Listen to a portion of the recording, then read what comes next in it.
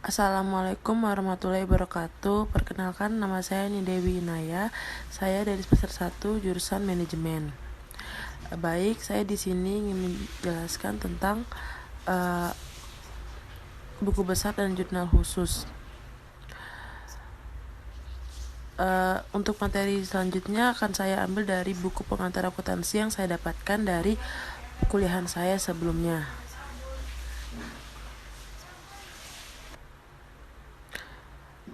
Seperti ini bukunya. Sebelumnya saya minta maaf jika ada kebisingan karena di sini saya terdapat anak kecil. Baik, materi pertama yang akan saya jelaskan ialah buku besar atau General Ledger. Buku besar merupakan buku utama yang mencakup semua akun yang ada di laporan laba rugi, laporan perubahan ekuitas, laporan posisi keuangan, dan laporan arus kas. Jadinya buku besar itu adalah semua rincian yang terjadi akan dimasukkan ke dalam buku besar. Dan rincian salah satu buku besar umum itu bisa disebut buku besar pembantu. Atau buku besar pembantu ini bisa disebut buku pembantu atau subsidiary ledger. Di sini dijelaskan bahwa entitas yang memiliki lebih dari satu pelanggan dan vendor atau kreditor memerlukan buku besar pembantu untuk mempermudah pencatatan. Jadi di sini dijelaskan bahwa satu kreditor itu memerlukan satu buku besar pembantu atau buku pembantu.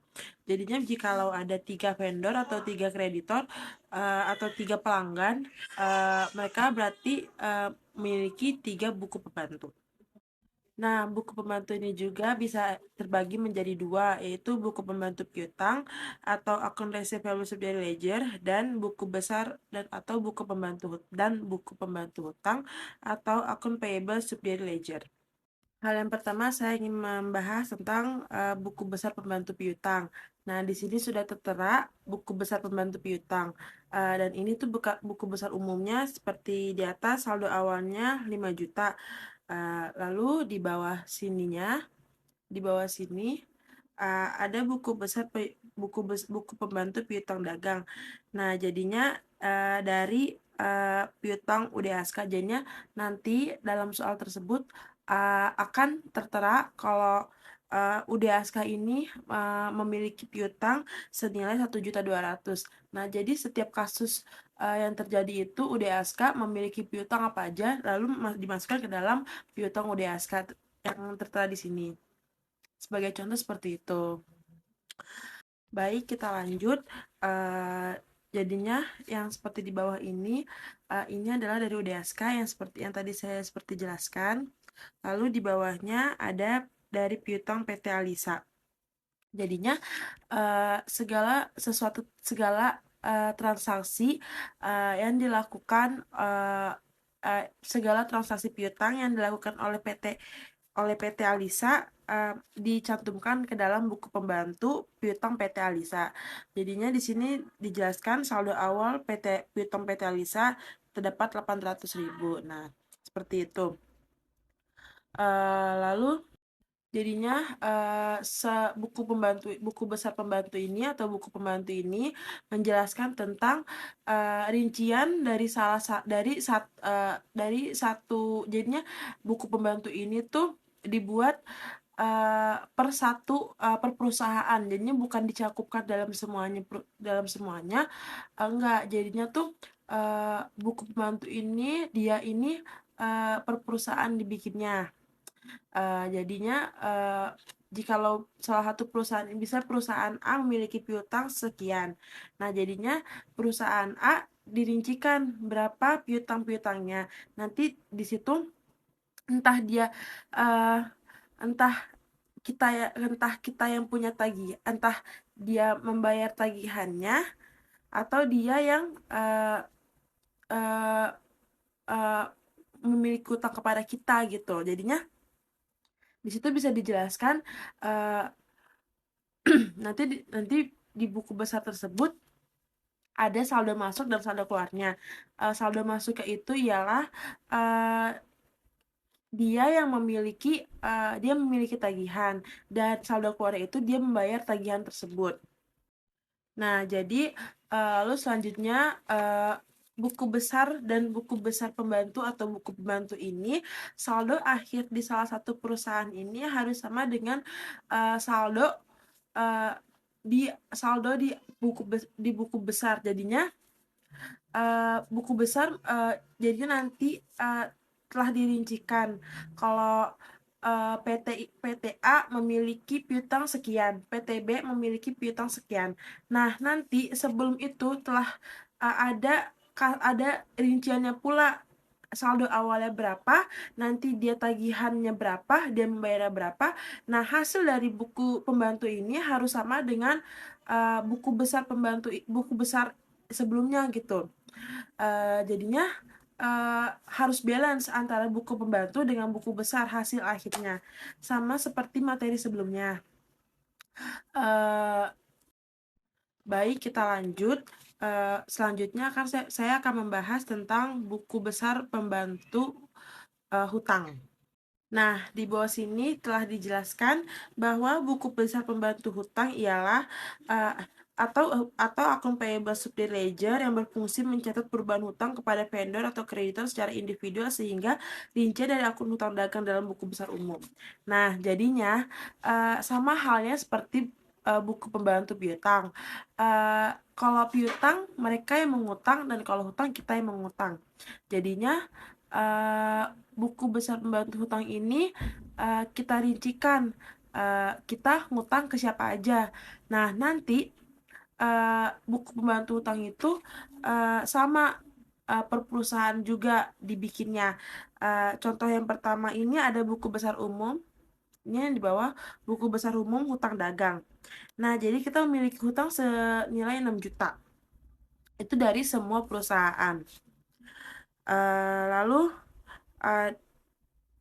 di bawahnya ada buku pembantu hutang dagang dari hutang PT Amanah. Nah, jadinya kita memiliki hutang kepada PT Amanah senilai 2.500.000. Senilai 2.500.000. Lalu di atas ini kita memiliki hutang kepada kepada si Firama senilai 1.300.000. Lalu di bawahnya kita memiliki hutang kepada Toko Semangat senilai 2.200.000. Nah, jadinya bila dijumlahkan semuanya, jikalau misalnya kita memiliki dalam satu perusahaan kita memiliki hutang sekian sekian sekian dijumlahkan, lalu kepada PTB kita memiliki hutang-hutang sekian sekian sekian, pokoknya jadinya tuh sama halnya kayak seperti buku pembantu piutang. Jadinya setiap per perusahaan kita memiliki transaksi apa aja dalam perusahaan tersebut. Misalnya kita memiliki hutang. Nah, berarti masuknya ke dalam ini kan apa namanya? Transaksi masuk kepada hutang tersebut. Nah, kalau kita bayar berarti kita transaksi keluar ya. Nah, jadinya semuanya itu harus dijelaskan per perusahaan tersebut. Sama halnya seperti buku pembantu piutang. Bila kalian memperhatikan, nah tadi sebelumnya hutang PT Amanah senilai 2.500.000, si Firama senilai 1.300.000 dan Toko Semangat senilai 2.200.000. Bila dijumlahkan semuanya menjadi 6 juta, sama halnya seperti buku besar umum. Baik, selanjutnya saya akan membahas tentang jurnal khusus. Jurnal khusus yang saya dapatkan dari buku yang sama seperti buku materi sebelumnya. Jurnal khusus atau special journal adalah mencatat satu jenis transaksi yang terjadi berulang kali. Contoh dari penggunaan jurnal khusus ini adalah jurnal penerimaan kas, jurnal pengeluaran kas, jurnal pendapatan, dan jurnal pembelian. Akan tetapi, setiap perusahaan memiliki bentuk dan jumlah jurnal khusus yang digunakan tergantung dari karakteristik operasi bisnisnya. Contoh, Nah, di bawah sini udah dijelasin contohnya. Jurnal penerimaan kas contohnya menerima kas dari pendapatan, menerima kas dari pembayaran piutang. Kan jadinya kalau penerimaan kas berarti kita menerima uang dong, jadinya entah kita mendapatkan pendapatan kita atau kita mendapatkan tagihan dari, eee, PT tersebut. Lalu, yang kedua jurnal pengeluaran kas. Jurnal pengeluaran kas contohnya membayar pembelian barang secara tunai, membayar hutang usaha, dan membayar beban. Jadinya pengeluaran kas itu kita membeli, membayar, itu termasuk pengeluaran kas.